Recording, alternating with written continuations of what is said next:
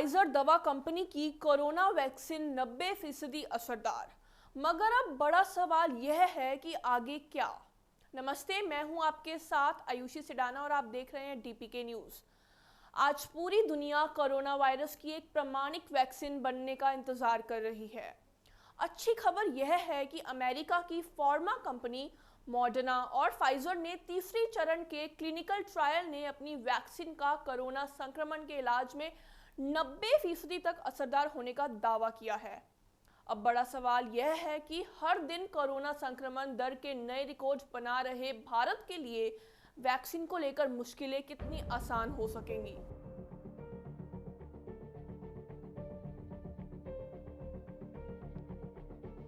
भारत में 19 नवंबर तक करीब 9 करोड़ लोग कोरोना संक्रमण की चपेट में आ चुके हैं, जबकि 1.31 लाख से ज़्यादा लोगों की मौत की वजह कोरोना वायरस रहा है। ऐसे में कोरोना संक्रमण से भय के बीच फाइजर और मॉडर्ना की वैक्सीन के परिणाम सामने आने के बाद देश के लोगों में भी उम्मीद जागी है। आने वाले समय में फाइजर या मॉडर्ना फार्मा कंपनी की कोरोना वैक्सीन अगर दुनिया की पहली प्रमाणिक वैक्सीन का दर्जा हासिल कर भी लेती है, तो भारत में यह वैक्सीन कब तक उपलब्ध हो सकेगी? आम लोगों तक यह वैक्सीन कैसे और कब तक मिल सकेगी? भारत में कोरोना वैक्सीन को लेकर काम कर रही फार्मा कंपनियों की वैक्सीन के लिए और कितना इंतजार करना होगा? फिलहाल अभी कई ऐसे सवाल हैं जो सामने चुनौती बने हुए हैं। वर्ल्ड हेल्थ ऑर्गेनाइजेशन के अनुसार कोरोना वैक्सीन को लेकर भारत समेत दुनिया भर की 48 उत्पादक कंपनियां क्लिनिकल स्टेज के 3 चरणों में अंतिम दौर में चल रही है। इनमें जर्मनी की बायोटेक फर्म और बायोएनटेक के साथ मिलकर काम कर रही अमेरिका की फाइजर फार्मा कंपनी ने कोरोना वायरस के इलाज के लिए वैक्सीन तैयार करने का दावा किया है। फाइजर कंपनी ने इसकी घोषणा 9 नवंबर को की और दावा किया कि क्लिनिकल स्टेज के शुरुआती नतीजों में उनकी कोरोना वैक्सीन 90% असरदार हो सकती है। फिलहाल यूरोपीय संघ से इस वैक्सीन को हरी झंडी मिलने के बाद वर्ल्ड हेल्थ ऑर्गेनाइजेशन के महानिदेशक ने इस वैक्सीन को निष्पक्ष रूप से वितरण करने की बात कही है।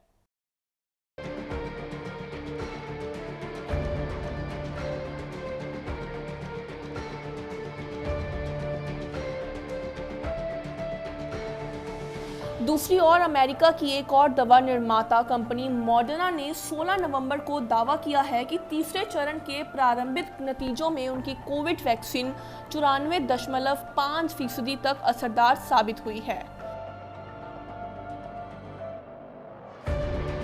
इस वैक्सीन के शुरुआती नतीजों पर अमेरिकी वैज्ञानिक एंथनी फाउजी ने समाचार एजेंसी AAFP से कहा, हमारे पास एक ऐसी वैक्सीन है जो 94.5% तक प्रभावी है।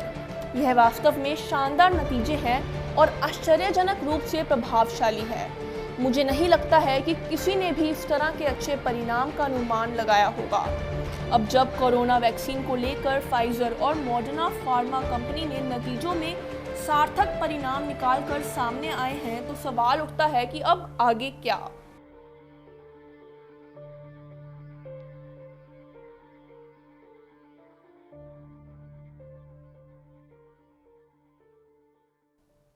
भारत जैसे देश में जहां प्रतिदिन कोरोना संक्रमण के रिकॉर्ड मामले सामने आ रहे हैं, इन वैक्सीन के आने के बाद क्या राहत मिल सकेगी? किसी भी वैक्सीन को प्रभावित बनाने के लिए एक निश्चित तापमान में भंडारण करने की जरूरत होती है। अगर फाइजर दावा कंपनी की वैक्सीन की बात करें, तो फाइजर की इस वैक्सीन के भंडारण के लिए 0 से 70 डिग्री सेल्सियस कम तापमान की जरूरत होगी। ऐसे में सवाल उठता है कि भारत के वैक्सीन की कोल्ड स्टोरेज चेन में क्या इतनी क्षमता है कि इस वैक्सीन का इतना तापमान पर भंडारण कर सके। इसके अलावा ग्रामीण इलाकों में इस वैक्सीन की आपूर्ति करना कितना चुनौतीपूर्ण होगा।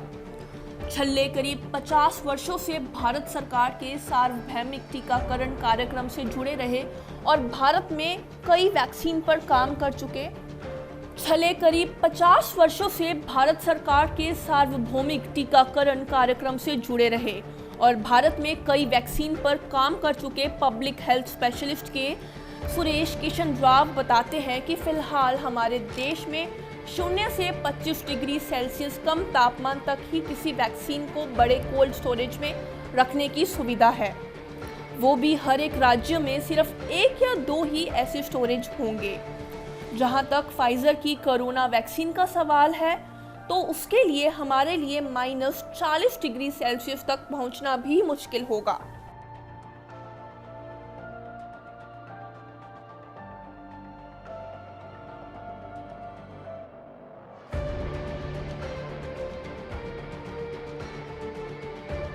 और वहीं दूसरी ओर राहत वाली बात यह है कि मॉडर्ना फार्म कंपनी की कोरोना वायरस वैक्सीन को 0 से 20 डिग्री सेल्सियस तापमान में स्टोर किया जा सकता है।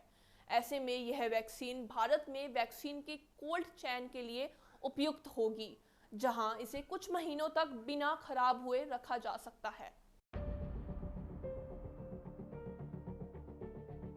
भारत के टीकाकरण कार्यक्रम के तहत ग्रामीण इलाकों तक टीके की आपूर्ति के लिए आशा वर्कर्स, एएनएम जैसी स्वास्थ्य कार्यकर्ताएं महिलाओं और बच्चों में टीके लगाने के लिए महत्वपूर्ण भूमिका निभाती है। देश के सबसे बड़े राज्य उत्तर प्रदेश की राजधानी लखनऊ से लगे इटौंजा में 13 ग्राम पंचायतों में टीकाकरण कार्यक्रम को लेकर 25 से ज्यादा साथी आशा कार्यकर्तियों के साथ काम कर रही रेणु सिंह भी इनमें से एक है। आशा कार्यकर्ती रेणु सिंह बताती हैं कि अभी वैक्सीन के कोल्ड स्टोरेज CHC लेवल पर बने हैं, जहां से हम लोग पोलियो और खसरे जैसे टीकों को IES बैग में रखकर गांव-गांव ले जाते हैं। इनके लिए 0 से -2 से 6 डिग्री सेल्सियस तापमान की ज़रूरत होती है। फिर भी हमें काफ़ी ध्यान देना पड़ता है। अगर हम 6 बार से ज़्यादा बैग खोलते हैं तो वैक्सीन खराब होने का डर रहता है। भारत में कई दवा निर्माता कंपनियां कोरोना वायरस के इलाज के लिए वैक्सीन बनाने के काम में तेजी से सामने आई हैं। इनमें सबसे पहले देश की सबसे बड़ी दवा निर्माता सीरम इंस्टीट्यूट ऑफ इंडिया का नाम आता है। पुणे स्थित सीरम इंस्टीट्यूट ब्रिटिश स्वीडन दवा कंपनी एस्ट्राजेनेका के साथ मिलकर कोविड-19 वैक्सीन को लेकर काम कर रही है।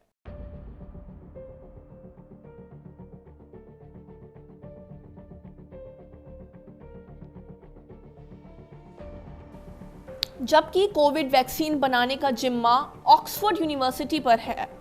इसमें Indian council of medical research ने भी सीरम इंस्टीट्यूट के साथ हाथ मिलाया है। कोविशील्ड नाम से बन रही इस वैक्सीन को लेकर तीसरे चरण के क्लिनिकल ट्रायल की चुनौती को पार कर लिया गया है। सीरम इंस्टीट्यूट ने 11 नवंबर को इसकी घोषणा की और उम्मीद जताई गई है कि अगले साल की शुरुआत में यह वैक्सीन आ सकती है। भारत बायोटेक ने इससे पहले influenza H1N1, rota virus, rabies के लिए टीके विकसित किए हैं और दुनिया भर में 4 करोड़ से ज़्यादा टीकों की खुराक की आपूर्ति करने का दावा भी किया है। फिलहाल भारत बायोटेक ने कोरोना वैक्सीन के तीसरे चरण का ट्रायल 16 नवंबर से शुरू करने की घोषणा की है। चरण में हम देश के 13 राज्यों के 25 अलग अलग केंद्रों पर 26,000 से ज़्यादा वॉलंटियर्स पर ट्रायल करेंगे। हम उम्मीद जता रहे हैं कि 2021 के जून महीने तक हम वैक्सीन लाने में सक्षम होंगे।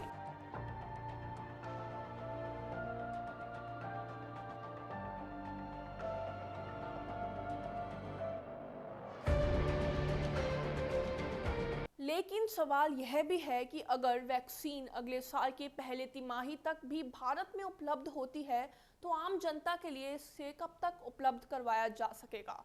हेल्थ वर्कर्स के बाद पुलिसकर्मी, जवानों और फिर 50 की उम्र पार कर चुके मरीजों और किसी गंभीर बीमारी से पहले ही जूझ रहे संक्रमित मरीजों को प्राथमिकता दे देनी चाहिए।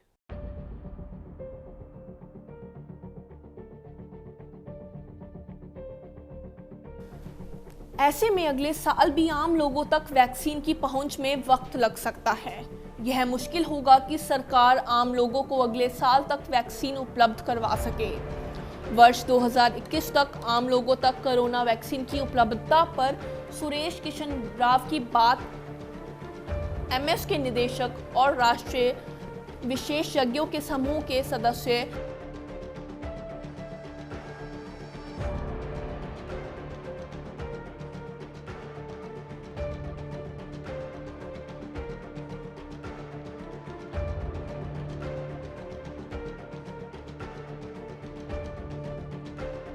जहां लोग अभी भी कोरोना की वैक्सीन का इंतजार कर रहे हैं, वहीं इस वैक्सीन की कीमत को लेकर भी संदेह की स्थिति है। हाल ही में बिहार विधानसभा चुनाव को लेकर पटना पहुंची केंद्रीय वित्त मंत्री निर्मला सीतारमण ने भारतीय जनता पार्टी का घोषणा पत्र जारी किया।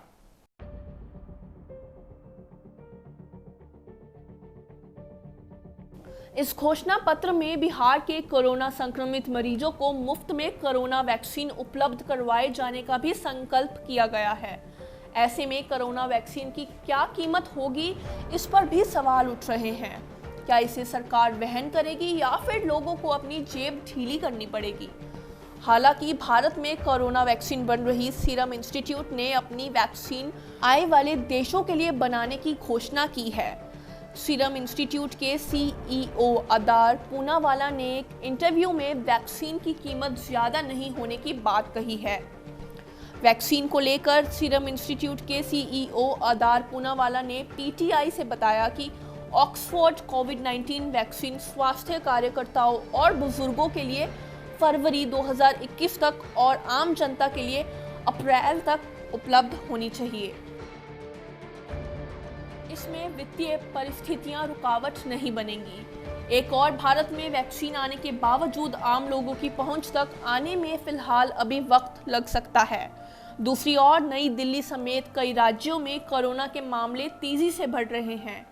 देश की राजधानी दिल्ली में ही 9 से 15 नवंबर के बीच मात्र एक सप्ताह में 625 लोगों की संक्रमण की वजह से मौत हो गई।